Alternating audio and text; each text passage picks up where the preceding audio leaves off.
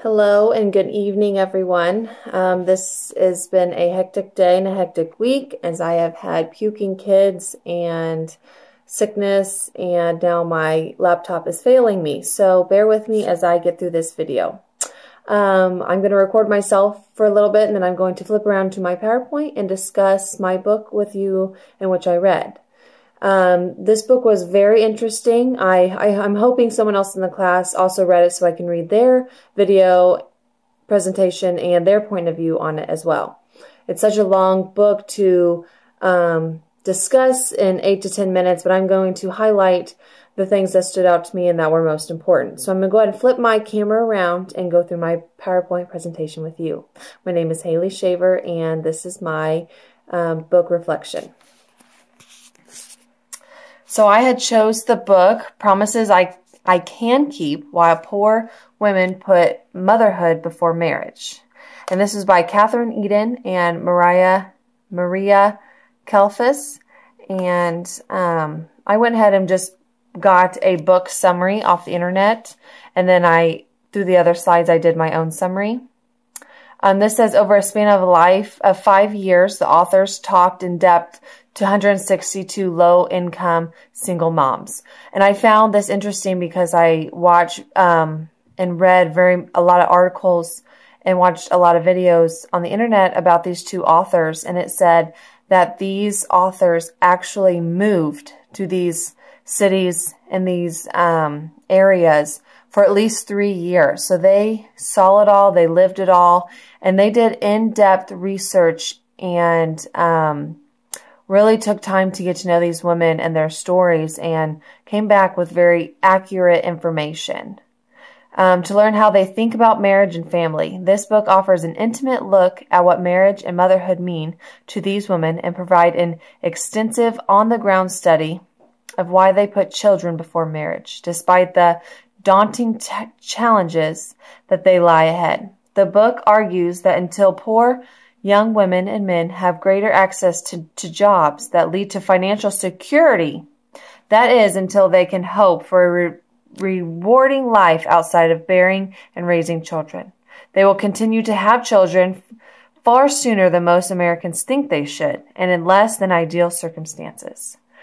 This is very, very true. The housing that these authors talked about that they lived in, the lives that they were surrounded with were very less than ideal.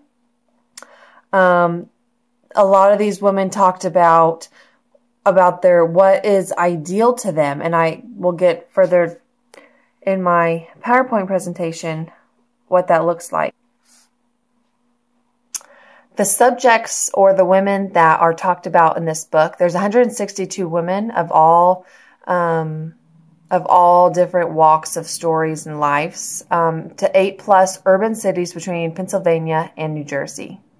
These women came from similar backgrounds and had a lot of the same motives and ideas about marriage and what children would do for them, and their lifestyle, and their men choice, the father of their baby's choice, the way that they were raised. There was just 3 racial backgrounds to represent the diversity, and that was the African American, Puerto Rican, and whites. The author talks about, although there are such differences in these races, in their type of situation that they were in and where they were living, these 3 groups were very similar in their ideas of thinking. These women make less than $16,000 a year, and they only have about a 50-50 chance of getting married, and sometimes got married and didn't stay married. This one particular, there are so many different stories in the book, but I'm going to talk about this one particularly. There was 2 20-year-olds, Malika Washington and Mike, who ended up having a maybe not now, older than now, but 17-month-old Ebony. They live in one of the poorest neighborhoods in the city. They lived in row housings, which is small, tiny shacks that housed a lot of people. Makia and Mike were both very good students. Makia actually went on to getting a scholarship in school and went on to college, and actually that is her freshman year is when she became pregnant. Mike was very supportive of having a baby and was not supportive in having a baby. And when Mahika and Mike decided to even become intimate with each other and start having sexual relations, this is when, she promised, if something was to happen, she'd have an abortion and that she would not carry on a child. And after finding out she was pregnant, she changed her ideas and wanted to keep the baby. Mike's job working at McDonald's was not going to be supportive in his mind to them and left them.